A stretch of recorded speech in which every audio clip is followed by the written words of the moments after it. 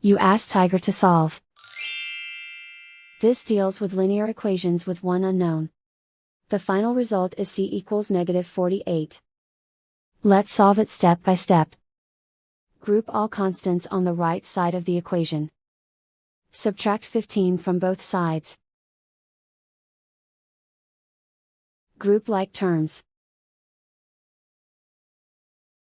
Simplify the arithmetic.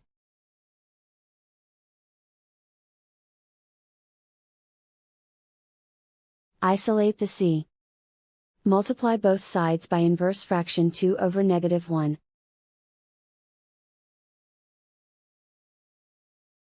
Group like terms. Multiply the coefficients. Simplify the arithmetic.